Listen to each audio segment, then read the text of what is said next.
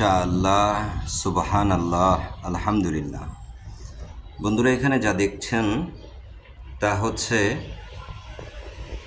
আমরা যেটা নিয়মিত তরকারিতে খেয়ে থাকি বা হাড় ভালো করার জন্য যে রসুন, সেই রসুন গাছ। দেখুন, আমাদের হয়তো এই ঢাকা শহরে অনেকের অনেক জায়গা নাই যেখানে আমরা ইচ্ছে করলেই কিছু গাছ রোপণ করতে পারি। দেখুন, আমি ছোট ছোট রসুনের কিছু কোয়া বা বীজ এখানে রোপণ করেছি। এটা হচ্ছে একটা ঝুড়ি, ময়লার ঝুড়ি বা বাস্কেট। সেই বাস্কেটে কিছু নার্সারি থেকে মাটি সংগ্রহ করেছিলাম, ক্রয় করে এনেছিলাম। সেগুলো দিয়ে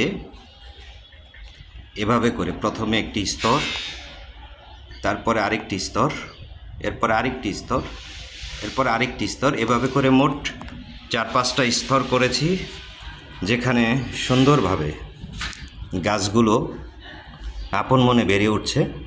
আপনারাও চেষ্টা করলে পারেন আপনাদের বাড়িতে, যাদের জায়গা কম আছে, ইচ্ছে করলে এরকম একটা বাস্কেটে বা ময়লার ঝুড়িতে কিছু মাটি দিয়ে গাছ রোপণ করলে সেখান থেকে আশা করি ভালো ফলন পাবেন।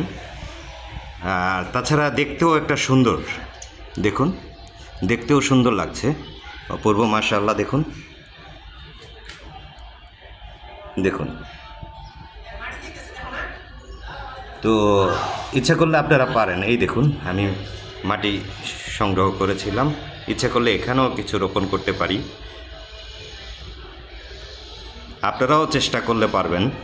দেখুন, আর এতে দেখতেও খুব সুন্দর লাগতেছে। দেখুন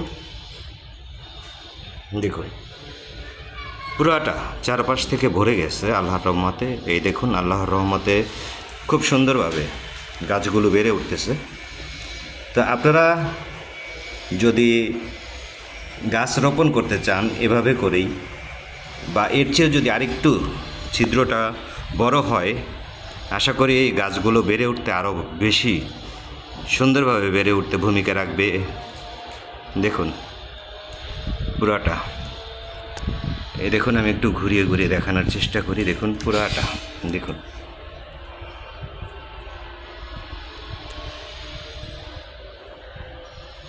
দেখুন একেবারে এখান দিয়ে বের হচ্ছে। এই যে প্রতিটা বের হচ্ছে। গাছের চারাগুলো যখন একত্রিত এভাবে দেখা যায় তখন কিন্তু সত্যিই খুব সুন্দর লাগে, মনটা ভরে যায় যে আরে এটা আমি করতে পেরেছি। খুব সুন্দর। তো ফলন কেমন হবে সেটা আমি জানি না, তবে আশা করি ফলন ভালো হবে, কারণ প্রতিটার জন্য একটু দূরত্ব বজায় রেখেছি, ঘন যতটুকু আছে আশা করি। আর তাছাড়া রসুন, একটা কথা আছে, রসুনের কোয়া সব নাকি একত্রিত থাকে, একসাথে থাকে। সুতরাং এতটুকু কাছে হলে আমার মনে হয় না সেটা আহামরি কোনো ক্ষতি হয়ে যাবে।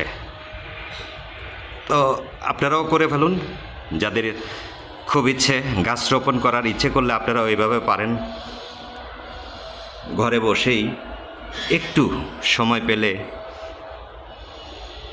আর মনে রাখতে হবে, একটি গাছ আমাদের জীবন বাঁচাতে পারে।